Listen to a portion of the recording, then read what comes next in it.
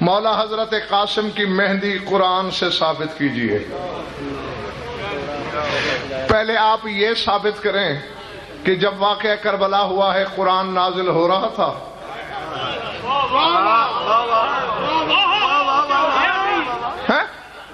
بھئی یہ تو 61 ہجری کا واقعہ ہے۔ قرآن میں ازل تک کے واقعات ہیں۔ جی ازل سے ابد تک کے واقعات ہیں نا۔ چلو میرا چیلنج ہے، تم اپنے آپ کو مولوی کہتے ہو، تم سے پہلے شروع کرتا ہوں اور کائنات کے ہر ملا تک میرا یہ چیلنج رہ جاؤ، رسول کے زمانے میں تو نازل ہوتا رہا ہے، ہو رہا تھا نا۔ 13 شادیاں ہیں رسول کی، محمد کی کوئی ایک شادی قرآن میں دکھاؤ مجھے۔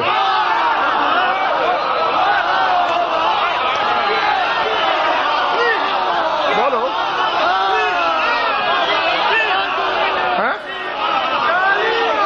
یہ کیا بات ہوئی بھئی؟ جس پر قرآن نازل ہو رہا ہے اس کی شادی ثابت نہیں، تم مجھ سے 61 ہجری کی شادیاں قرآن سے پوچھتے ہو۔ قرآن میں ازل سے ابد تک کے حقائق ہیں، واقعات نہیں۔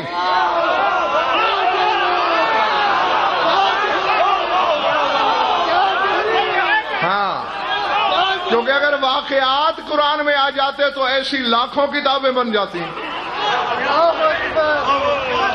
ہاں، واقعات نہیں ہیں، حقائق ہیں، صاحبان اشارت کے لیے اشارے ہیں۔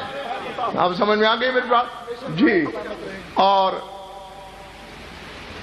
پھر یہ مہندی اس لیے نہیں نکالی جاتی کہ وہاں مہندی لگی، یہ سیج اس لیے نہیں کہ وہاں سیج تھی، یہ تو اظہار حسرت ہے کہ وقت کیا تھا اور پیش کیا آیا۔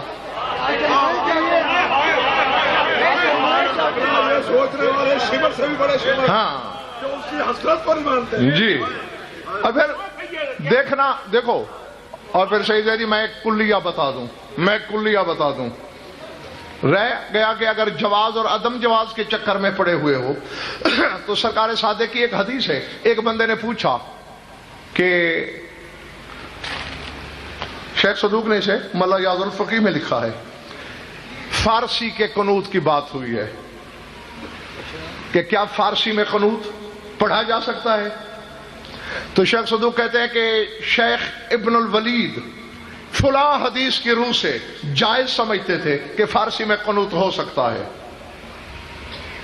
اور آگے خود شیخ صدوق فرما رہے ہیں وَلَوْ لَمْ يَرِدْ هَذَا الْخَبَرْ، اور اگر یہ حدیث وارد نہ بھی ہوتی لَقُنْتُ أُجِيزُهُ أَيْضًا، تو میں اسے ایک دوسری حدیث سے جائز قرار دے دیتا۔ کیا کہ صادق آل محمد فرماتے ہیں كُلُّ شَيْءٍ مُطْلَقٌ حَتَّى يَرِدَ فِيهِ نَهْيٌ، سرکار فرماتے جب تک شریعت میں ممانعت وارد نہ ہو جائے وہ چیز جائز ہے۔